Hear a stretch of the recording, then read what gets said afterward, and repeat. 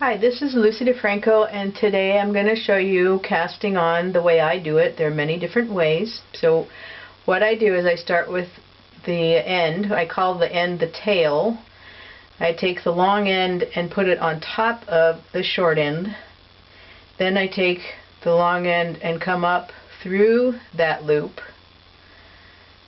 I pull on the tail to make that knot tighten up a little bit. You don't want it too tight. Then this loop goes on the needle, and I pull on the long end to make it come up toward the needle.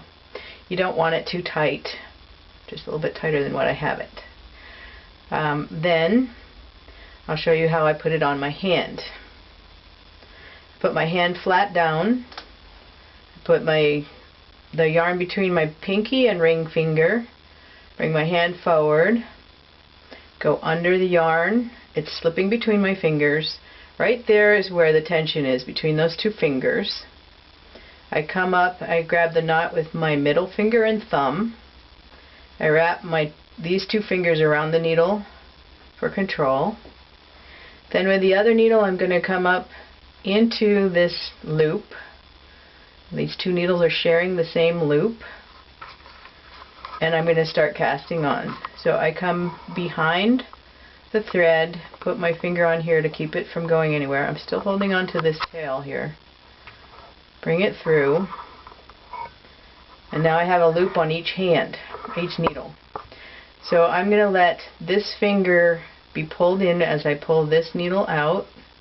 I'm going to come up from below to put that onto this needle. I'm going to move my left thumb up so that the stitches don't fall off. Go behind, pull it through, let it pull the finger forward, come up from below, move the left thumb up, go behind, pull it down through,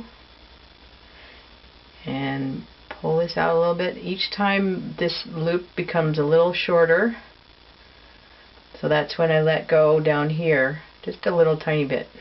Each time I move my thumb up for control so that the stitch doesn't fall off. Pull it down, come up from below, pull the thread out a little bit, and you continue like this until you have, to start with, 20 stitches for your practice. So bound down through, come down underneath, and you want to come past the tapered point so that your stitches aren't too small and tight. Come from underneath. And if you're using big enough yarn, you're going to be letting go in here almost every time you make a stitch. Pull this out. And the way you're going to tell whether it's too tight, this is looking a little tight to me, is can you move it?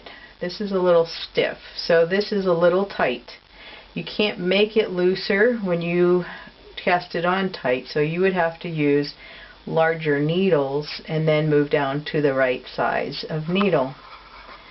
So you can find the instructions to do this as well as this video. You can find it in my book, which is available on Amazon, How to Knitting for Beginners Using the Continental Method. It's available in print on demand or as an ebook, and you can also find print on demand.